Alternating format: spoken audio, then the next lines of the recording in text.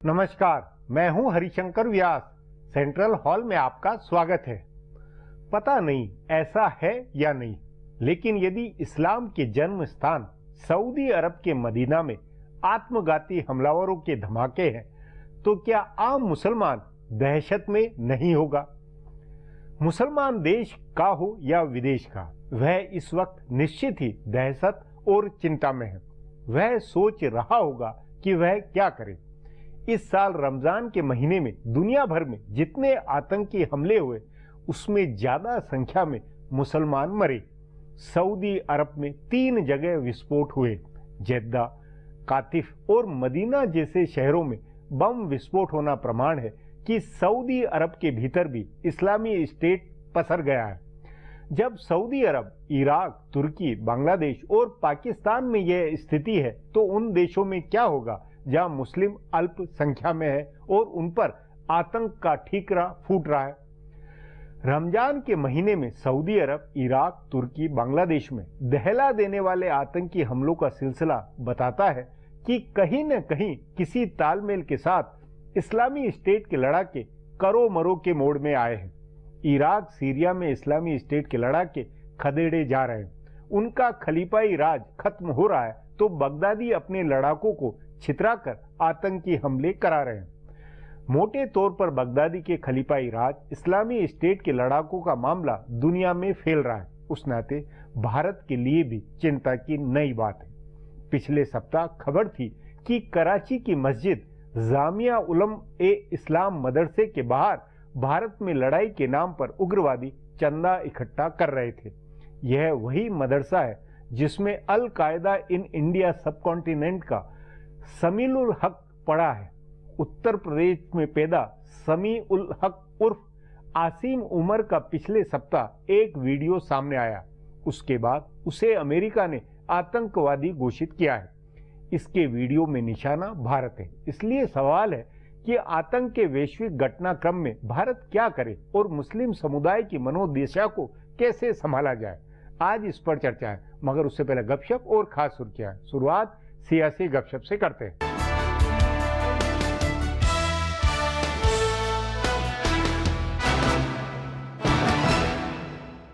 भाजपा के नेता शाहनवाज हुसैन की दावत में यूं तो मनमोहन सिंह प्रधानमंत्री रहते हुए जा चुके हैं, लेकिन नरेंद्र मोदी के प्रधानमंत्री बनने के बाद कुछ तो दावतें कम हो गई हैं और कुछ नेताओं का उनके आना जाना कम हो गया है। कांग्रेस की ओर से आमतौर पर गुलाम नबी आजाद ऐसी दावतों में जाते हैं, लेकिन ईद के मौके पर गुरुवार को शाहनवाज हुसैन की पार्टी में कांग्रेस के 2 नेताओं की मौजूदगी चौंकाने वाली थी। शाहनवाज हुसैन की ईद की दावत में आने वाले सबसे शुरुआती नेताओं में से एक कांग्रेस के पूर्व सांसद और उद्योगपति नवीन जिंदल थे। उनके खिलाफ कोयला घोटाले का मामला दर्ज है और सीबीआई इसकी जाँच कर रही है। पहले कई बार उनके पार्टी छोड़ने और भाजपा में जाने की अटकलें लगाई जा चुकी हैं। दूसरे नेता कांग्रेस सांसद दीपेंद्र हुड्डा थे। वे भी हरियाणा के ही हैं और उनका परिवार भी सीबीआई की जांच में फंसा हुआ है। वैसे वे शाहनवाज के बिल्कुल पड़ोसी भी हैं। उनके पिता और पूर्व मुख्यमंत्री भूपेंद्र सिंह हुड्डा के बारे में गाहे बगाहे चर्चा होती रहती है कि वे अलग पार्टी बना सकते हैं। बहरहाल शाहनवाज हुसैन की इस बार की दावत खास रही। पिछली बार उनकी दावत में भाजपा का कोई बड़ा नेता नहीं आया था, लेकिन इस बार राजनाथ सिंह से लेकर प्रकाश जावड़ेकर, अरुण जेटली, जेपी नड्डा, राधा मोहन सिंह, जितेंद्र सिंह जैसे 1 दर्जन से ज्यादा केंद्रीय मंत्री मौजूद थे। लाल कृष्ण आडवाणी भी इस बार उनकी दावत में शरीक हुए। कांग्रेस मीडिया विभाग के प्रभारी रणदीप सुरजेवाला का समय इन दिनों ठीक नहीं चल रहा है। राज्यसभा चुनाव में वोट रद्द होने के विवाद से वे जैसे तैसे बचे थे कि ईद के दिन प्रेस कॉन्फ्रेंस करके नए विवाद में फंस गए। उन्होंने गुरुवार को ईद के दिन ट्वीट करके एक बड़े घोटाले की पोल खोलने का ऐलान किया और शाम 4 बजे पार्टी मुख्यालय में प्रेस कॉन्फ्रेंस बुला ली। कांग्रेस के इक्का दुक्का मुस्लिम नेता जो अपने घरों पर ईद की दावत दे रहे थे, वे इससे काफी नाराज हुए। मुस्लिम नेताओं को लग रहा है कि पार्टी ने इस बार इफ्तार की दावत नहीं दी। AICC की देखा देखी उत्तर प्रदेश में भी इफ्तार की दावत नहीं हुई और ऊपर से ईद के दिन प्रेस कॉन्फ्रेंस की गई। सुरजेवाला के विरोधी नेताओं का कहना है कि उन्होंने ईद की छुट्टी के दिन काम करके राहुल गांधी को खुश करने की कोशिश की है। हालांकि ये कोशिश भी उल्टी पड़ गई है। उन्होंने जिस घोटाले का जिक्र किया है वह 2006 से 2009 के बीच का है, जब केंद्र में कांग्रेस के नेतृत्व वाली UPA की सरकार थी। उन्होंने एक तरह से खुद मान लिया है कि उस समय 45,000 करोड़ रुपए का घोटाला हुआ था। वे चाहते हैं कि मौजूदा सरकार ये रकम संचार कंपनियों से वसूले। तभी कांग्रेस के कई नेता हैरान हैं कि कैसे पार्टी का कोई नेता प्रेस कॉन्फ्रेंस करके ये कह सकता है कि कांग्रेस के राज में घोटाला हुआ था, जिसे भाजपा की सरकार दबा रही है। इस बारे में उनसे जवाब तलब हो सकती है और संभव है कि मीडिया विभाग उनके हाथ से निकल जाए।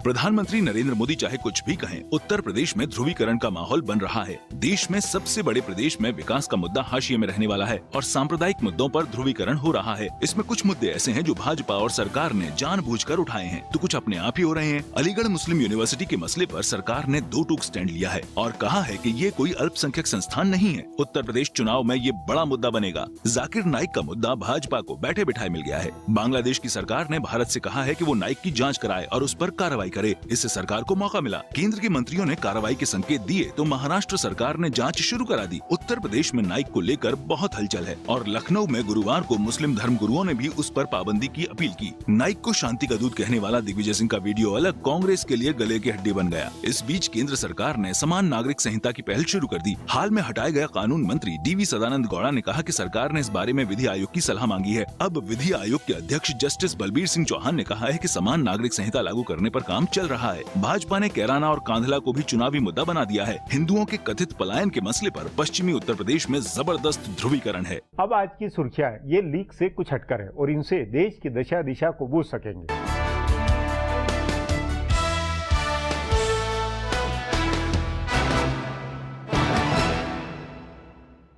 महाराष्ट्र के मुख्यमंत्री देवेंद्र फडणवीस ने अपनी सरकार का विस्तार किया है। केंद्र के बाद महाराष्ट्र सरकार में हुई फेरबदल में भी भाजपा ने अपनी सहयोगी शिवसेना को उसकी जगह दिखा दी है। मुख्यमंत्री ने अपनी सरकार में 11 नए मंत्रियों को शामिल किया है, जिसमें से शिवसेना के खाते में सिर्फ 2 राज्य मंत्रियों का पद आया है। इस विस्तार से नाराज शिवसेना प्रमुख उद्धव ठाकरे शपथ समारोह में हिस्सा लेने नहीं पहुंचे। हालांकि उनकी पार्टी के 2 नेताओं अर्जुन खोटकर और गुलाब राव पाटिल ने राज्य मंत्री की शपथ ली। आज के विस्तार में 6 कैबिनेट मंत्रियों को शपथ दिलाई गयी, जिसमें से 5 भाजपा के और 1 राष्ट्रीय समाज पक्ष के हैं। इससे पहले नरेंद्र मोदी ने पिछले हफ्ते मंत्रिमंडल का विस्तार किया था, जिसमें शिवसेना के किसी सदस्य को जगह नहीं मिली थी। अब माना जा रहा है कि अगले साल होने वाले BMC चुनाव से पहले दोनों पार्टियां अलग रास्ते पर जा सकती हैं। केंद्र सरकार के साथ अपने अधिकारों की लड़ाई लड़ रही दिल्ली सरकार को सुप्रीम कोर्ट ने आज झटका दिया है। सुप्रीम कोर्ट ने कहा है कि दिल्ली सरकार के अधिकारों के मामले पर हाई कोर्ट ही फैसला सुनाएगा। सुप्रीम कोर्ट ने याचिका पर सुनवाई करने से इनकार करते हुए कहा कि दिल्ली सरकार खुद ही हाई कोर्ट गई थी, इसलिए फैसला हाई कोर्ट को ही सुनाना चाहिए। हाई कोर्ट ने सुनवाई पूरी करके फैसला सुरक्षित रखा है। इस पर टिप्पणी करते हुए सुप्रीम कोर्ट ने कहा कि दिल्ली हाई कोर्ट के अधिकार क्षेत्र और उसकी स्वतंत्रता की रक्षा होनी चाहिए, क्योंकि वो एक संवैधानिक संस्था है। अदालत ने कहा कि अगर दिल्ली सरकार हाई कोर्ट के फैसले से संतुष्ट नहीं होगी तो उसके पास सुप्रीम कोर्ट में अपील करने का अधिकार होगा। गौरतलब है कि आज की सुनवाई से पहले सुप्रीम कोर्ट के 2 जजों ने इस मामले की सुनवाई से अलग कर लिया था। हाई कोर्ट ने अलग अलग मुद्दों पर दिल्ली व केंद्र सरकार के अधिकारों से जुड़े मामलों को सुना है और इसलिए दिल्ली सरकार का कहना है कि इससे सैद्धांतिक सवाल नहीं सुलझेगा।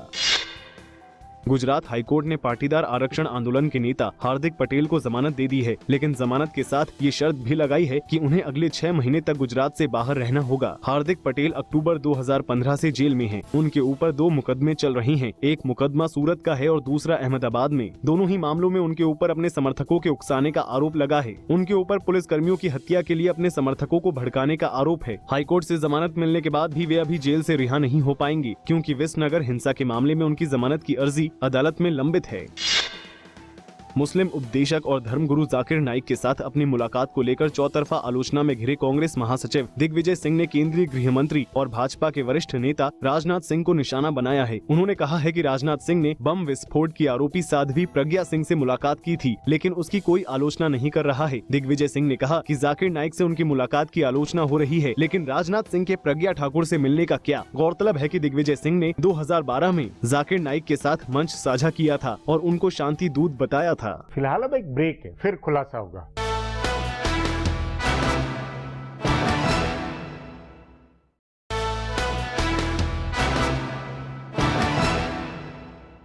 जम्मू कश्मीर में आतंकी हमले के बाद महबूबा मुफ्ती और ढाका में आतंकी हमले के बाद प्रधानमंत्री हसीदा वाजेद ने जो कहा उसे क्या मुस्लिम समुदाय में एक सी सोच की प्रतिनिधि प्रतिक्रिया न माने।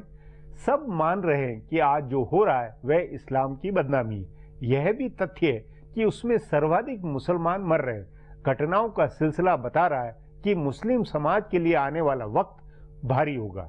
इस पर आगे चर्चा करें उससे पहले देखें मेरा यह खुलासा।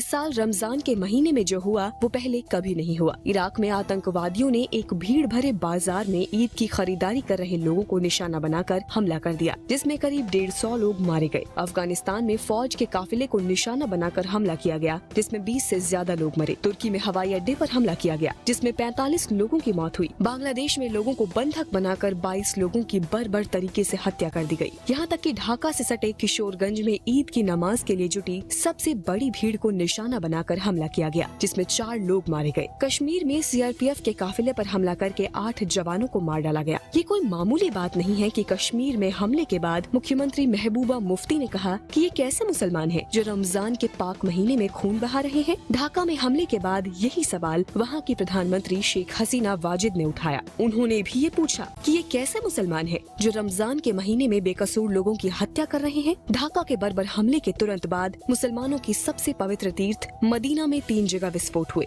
इससे पहले यूरोपीय देशों, खासकर फ्रांस की राजधानी पेरिस और बेल्जियम की राजधानी ब्रुसेल्स में जो आतंकवादी हमले हुए, इससे पूरे यूरोप में इस्लाम के प्रति एक नया नजरिया विकसित हुआ है। मुसलमान को अलग तरीके से देखा जाने लगा है। फ्रांस के राष्ट्रपति फ्रांसवा ओलांद ने तो हमले के बाद यहाँ तक कहा कि अब हमें इन हमलावरों का नाम लेना होगा, यानी दुनिया को बताना होगा कि हमला करने वाले कौन लोग हैं और उनका मजहब क्या है। जाहिर है यूरोप से लेकर एशिया और अफ्रीका से लेकर अमेरिका तक आतंकवाद का खतरा विकराल हुआ है और सभी देश इस पर नए तरह से सोच रहे हैं। तभी ये सवाल उठा है कि क्या ये आतंकवादी पूरी दुनिया में इस्लाम का नाम नहीं खराब कर रहे हैं। भले ही ये कहा जाए कि आतंकवाद का कोई धर्म नहीं होता है, लेकिन जो आतंकी हैं वे मजहब के नाम पर ही लड़ रहे हैं। बांग्लादेश के 3 आतंकवादियों ने इस्लामिक स्टेट के कब्जे वाले सीरिया के रक्का से एक वीडियो जारी किया है, जिसमें उन्होंने कहा कि बांग्लादेश की सरकार ने अल्लाह के बनाए कानून की जगह इंसानों का बनाया कानून लागू किया है, इसलिए वो काफिर है और उस पर हमले जारी रहेंगे। बगदादी और उसकी पूरी ब्रिगेड एक पूरी नस्ल को जिहादी बना रही है, वो भी मजहब के नाम पर। चूँकि इराक और सीरिया में इसको लक्ष्य बनाकर जबरदस्त हमले हो रहे हैं, इसलिए वे अपना विस्तार पूरी दुनिया में कर रहे हैं। उन्होंने मुस्लिम नवयुवकों को मजहब के नाम पर भड़काया है, इस्लाम का राज स्थापित करने के लिए शहीद होने को तैयार किया है और लोन वुल्फ की तरह किसी भी जगह घुसकर इस्लाम नहीं मानने वालों की हत्या करने को कहा है। इसलिए इसका खतरा पहले के मुकाबले कई गुना बढ़ गया है। इस्लामिक स्टेट और अलकायदा के बीच ज्यादा बड़े हिस्से में आतंकवाद फैलाने की प्रतिस्पर्धा चल रही है और इस प्रतिस्पर्धा में दोनों की नजर भारत पर है। तभी भारतीय उप महाद्वीप में अलकायदा के सरगना आसिम उमर ने अपने लड़ाकों को भारत में हमले के लिए उकसाया है। अब एक ब्रेक है, उसके बाद इस्लामी स्टेट की वैश्विक चुनौती और भारत पर चर्चा करेंगे।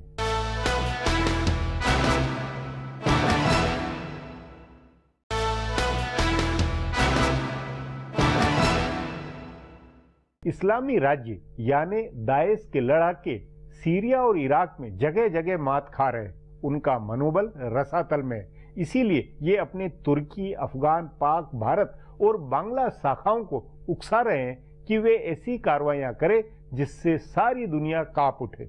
भारत में कई तरह के संगठन गुपचुप बन रहे हैं। उस नाते भारत की खुफिया और सुरक्षा एजेंसियों के लिए चुनौती का वक्त है। इस पर चर्चा के लिए आज मेरे साथ वरिष्ठ पत्रकार विनोद शर्मा है।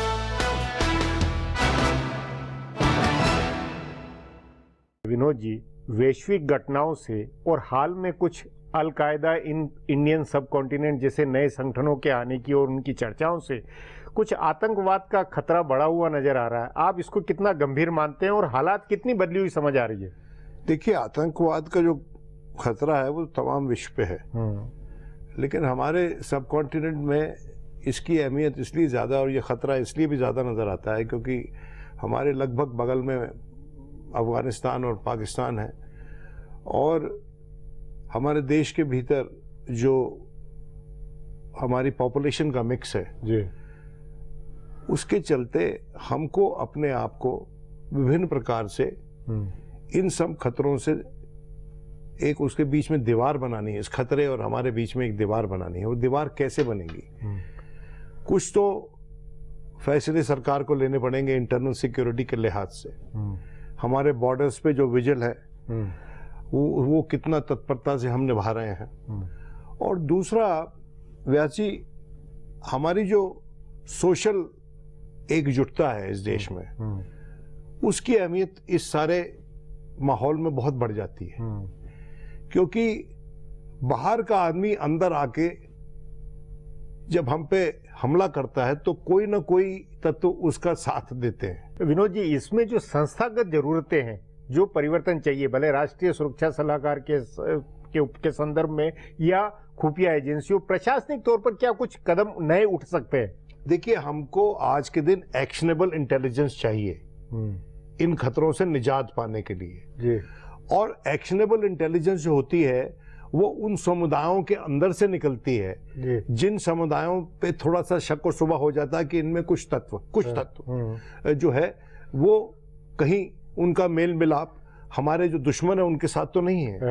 और वो एक्शनेबल इंटेलिजेंस को हासिल करने के लिए हमको उन तबकों को आश्वासित करना पड़ेगा कि वो हमारी देश की जितनी अपॉर्चुनिटीज हैं उसमें बराबर के हिस्सेदार हैं, और चूंकि बराबर के हिस्सेदार हैं इसलिए जो देश पे खतरा है उसको टालने के लिए भी उनके बराबर का दायित्व है। इसके लिए एक बड़ी सोशल मुहिम चलानी पड़ेगी और वो सोशल मुहिम शायद कुछ ऐसे तत्वों को ना रास आए जो तत्व पोलराइज कर समुदायों को एक दूसरे के खिलाफ शुद्ध करके इलेक्शन जीतने की कोशिश करते हैं। लेकिन जो इलेक्ट्रल पॉलिटिक्स है उस पे संयम लगाना पड़ेगा। मैं बड़ी संजीदगी से ये बात कह रहा हूं, मैं आरोप नहीं लगा रहा हूं, लेकिन जो इलेक्ट्रल पॉलिटिक्स इस देश में हमने हाल ही के महीनों में देखा है उसको अलग करना पड़ेगा। बांग्लादेश में जो हुआ उसके चलते दो चीजें साफ निकल के आती हैं। एक कि एक समुदाय का पढ़ा लिखा तबका जो है वो भी आज के दिन आतंकवाद की तरफ उसका रुझान हो रहा है। ये सब जगह की हकीकत एक तरह से बनी हुई है। वहां पश्चिम के अंदर भी पढ़े लिखे या आधुनिक जो है वो जमात में जब हो रही तो इसका मामला लगता नहीं कि ये अब मामला ज्यादा, देखिए मिसाल के तौर पे डोनाल्ड ट्रंप अमेरिका में वो विभिन्न प्रकार की बातें करते हैं, अनर्गल बातें करते हैं और उन्होंने सोचा है कि लोगों में भय बैठा के, मन में भय बैठाकर फियर की राजनीति कर डर और दहशत की राजनीति कर वो इलेक्शन जीत सकते हैं। लेकिन उनको तत्परता से जवाब मिल रहा है उनके विपक्षियों के द्वारा, प्रेसिडेंट बाराक ओबामा के द्वारा, हिलरी क्लिंटन के द्वारा, बर्नी सैंडर्स के द्वारा। उनकी पार्टी के भीतर बहुत से ऐसे लोग हैं जो उनसे सवाल करते हैं और कहते हैं कि आप इस राह पे क्यों निकले हैं। हमारे देश में वो डिबेट नहीं है बदकिस्मती से, और उस डिबेट की जरूरत है इस देश में ताकि वो समुदाय आश्वासित रहे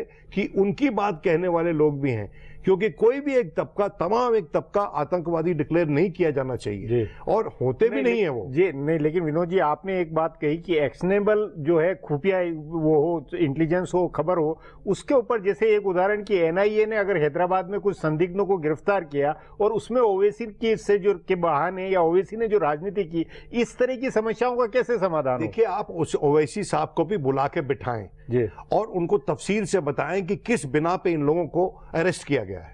मतलब ये कि किसी समुदाय के नेता को बुला के साथ में ये समझाना चालू किया जाए कि भाई ये ऐसा जरूरी है। देखिए, पर ये एक एनआईए, एक खुफिया एजेंसी या सरकारी मशीनरी के स्तर पर कैसे गृह मंत्री कर सकते हैं, गृह मंत्री बुला के बात कर सकते हैं, बावजूद इसके कि ये कहा जाए कि जो ओवैसी है देशद्रोही है, इसको बंद कर दिया जाए, ये आतंकवादियों के साथ मिला हुआ है। देखिए, मेरी बात समझने की कोशिश कीजिए कि सरकार पे परम दायित्व है आज के दिन कि भारत को इन खतरों से बचाए। और दूसरी बात यह है कि तारिक फतेह और तस्लीमा नासरीन जैसे लोगों पे भी थोड़ी सी अंकुश लगाना चाहिए। देखिए, वो अनर्गल किसी एक धर्म के बारे में परस्पर बात करते हैं, वो हमारे हित में नहीं है। उनका ये, आप मुझे बताइए कि तस्लीमा नासरीन इस देश में शरण लेके बैठी हैं और परस्पर राजनीतिक वार्तालाप करती हैं। ये किसी को ये फ्रीडम होना चाहिए क्या जो हमारे देश में शरण लेके नाते भले शरण में, मतलब उसको आपको शरण दे रहे हैं तो ये तो रहे कि उसके मुंह बंद करके रखें, उनसे डायलॉग करने की बात तो समझ आ बिल्कुल, उनसे भी आप बात करें, ओवैसी से भी आप बात करें, समुदायों से बात करें, विपक्ष से बात करें, इंटेलिजेंस ऑर्गेनाइजेशन के साथ बात करें। देखिए, सिर्फ संवाद ही और संवाद के जरिए एकजुट होना ही इसके खिलाफ सबसे बड़ा हमारा क्या कहते हैं प्रोटेक्शन है। उसके बिना हमको खतरा ये बना रहेगा। जी विनोद, बातचीत को यहीं समाप्त करेंगे। प्रोग्राम में आने के लिए बहुत बहुत धन्यवाद। हमारा प्रोग्राम अब यहीं खत्म होता है। आग्रह है प्रोग्राम पर अपनी राय hsvyas@nayaindia.com पर ईमेल करके बताएं या hsvyas@twitter और Facebook/नया इंडिया न्यूज़पेपर पर जाहिर करें।